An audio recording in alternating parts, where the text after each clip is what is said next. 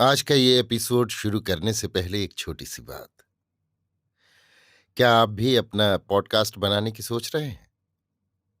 तो anchor try कीजिए। ये पॉडकास्ट बनाने का सबसे आसान तरीका है। नंबर 1, ये फ्री है। नंबर 2, इसमें कई सारे ऐसे टूल्स हैं जो आपको अपने फोन और कंप्यूटर पर रिकॉर्ड और एडिट करने की फैसिलिटी देते हैं। नंबर 3, आप अपने पॉडकास्ट को डिस्ट्रीब्यूट भी कर सकते हैं, जिससे इसे स्पॉटिफाई और दूसरे प्लेटफॉर्म पर सुना जा सके। तो डाउनलोड कीजिए फ्री एंकर ऐप या विजिट कीजिए anchor.fm पर अपना पॉडकास्ट स्टार्ट करने के लिए। ये तो थी एक छोटी सी जानकारी, और अब शुरू करते हैं एपिसोड का सिलसिला। तो आज के एपिसोड में लीजिए सुनिए सूर्यकांत त्रिपाठी निराला के लिखे उपन्यास प्रभावती का भाग 9, मेरी यानी समीर गोस्वामी की आवाज में। जहां भारत के राजा पारस्परिक विरोध में पागल थे, वहीं कमजोरियों को समझने के लिए मोहम्मद गोरी तत्पर हो रहा था। सारे देश में उसने डेरे डाल रखे थे, गुप्तचरों का जाल बिछा रखा था। कोई खंजर बेचता हुआ खबर पहुंचा रहा था, कोई दूसरी तरह खरीद फरोख्त करता हुआ, कोई ऊंट और कोई घोड़े बेचता हुआ जो शाह वाले घोड़ों से कमजोर नस्ल के होते थे, कोई केसर लिए हुए, कोई कच्ची तलवारें तथा अन्य वस्तुएं।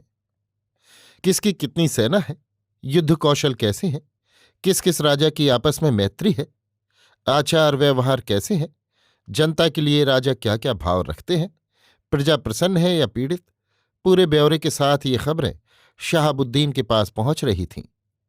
कई बार हार खाकर भी वो ज्यों-ज्यों यहाँ की बिगड़ी राजनीति का अध्ययन करता जा रहा था, उसे विजय की आशा बंधती जा रही थी। पंजाब से सिंध तक उसका राज्य विस्तार हो गया था, पर भारत के किसी भी दूसरे प्रदेश के राजा को ये बुरा नहीं लगा। किसी ने इसके लिए मोहम्मद के विरोध की चर्चा नहीं की। सब अपनी ही सीमा को स्वाधीनता की हद मानते थे। धर्म का भी बुरा हाल था। मोहम्मद ज्यों-ज्यों सोचता था, उसकी दृष्टि में आशा के रंगीन फूल त्यों-त्यों खिलते जाते थे। हृदय का रुद्ध प्रवाह वेग से भारत धरा को प्लावित करने के लिए बह चलता था। इस्लाम की दूर दूर तक फैली महाशक्ति का विश्वास उसे बार बार नए जीवन से बांध कर भर देता था। उसके प्रयत्न पहले से और क्षिप्र गति धारण कर लेते थे। अर्थ संग्रह और सैन्य शिक्षा के लिए और दत्तचित्त हो जाता था। इसी समय कान्यकुब्ज से कुछ दूर एक सुंदर निर्जन स्थान पर धीर सिंह धूनी रमाए बैठे हैं। पीपल की छाह, इधर उधर कुछ और वृक्षावली, सामने पक्का कुआं किसी धनी ने पथकों के उपकार के लिए बनवाया है। दिन का तीसरा पहर, सुनहली धूप छनकर आती हुई, जैसे वृक्षाकृति तरुणियां नए कोपलों की वासंती गुलाबी और लाल साड़ियां पहने रंग खेलने के लिए तत्पर हों, और प्रिय सूर्य की पिचकारियों से स्वर्ण मिश्रित साड़ी के अनुरूप ही रंग उन पर चल रहा हो। उनकी साड़ियां और चमक रही हों, और गलती स्वर्ण रेणुओं में हंसती पलकें झुकाए प्रेम की सुखद मंद समीर में अल्प अल्प डोल रही हों। सामने सजा एक घोड़ा बंधा है। राजपरिच्छदधारी, शस्त्रास्त्रों से सुसज्जित राजपुरुष के तौर पर एक 25-26 साल का युवा स्वामी जी के सामने बैठा वार्तालाप कर रहा है। स्वामी जी की उम्र 35 साल की लगभग होगी। सामने गीता की पुस्तक खुली रखी है। नक्शा हाथ में लिए देखते और उत्तर देते जा रहे हैं। फिर कहाँ जाना होगा धीर सिंह? राजपरिच्छदधारी युवा ने स्वामी जी से पूछा। अभी कहीं नहीं, गंभीर दृष्टि से नक्शा देखते हुए धीर सिंह ने कहा। क्यों? उस पाख की तीज वाली जो चिट्ठी गुजरात और कान्यकुब्ज के रास्ते पड़ी थी, वो हमारे महाराज के हक में बुरी थी। हालांकि हमें तुम्हें भी कुछ न बताना चाहिए, पर तुम्हें सब राहें सुझा देना हमारा धर्म है, जब तुम छोटे भाई की तरह सच्चे दिल से मिले। महाराज की तरफ से उस चिट्ठी का उत्तर हमें यहां मिलेगा। उत्तर मिलने की तिथि लिख दी है। धीर सिंह, तुम्हारे साथ कितनी बातें मालूम हुई। अब मुझे हर एक मुसलमान व्यापारी पर शंका होती है। तुमने कितनों को मौत के घाट उतारा। अच्छा किया, नहीं तो भेद न खुलता। हमारा मतलब समझने के लिए कितने भेदिए लगे हैं। हाँ, बहुत सी खराबियां हम में पैठ गई हैं। खैर, तुम पढ़ते जाओ, धीरे धीरे समझोगे। हाँ देखो राम सिंह। धीर सिंह ने नक्शा एक बगल किया। राम सिंह झुककर देखने लगा।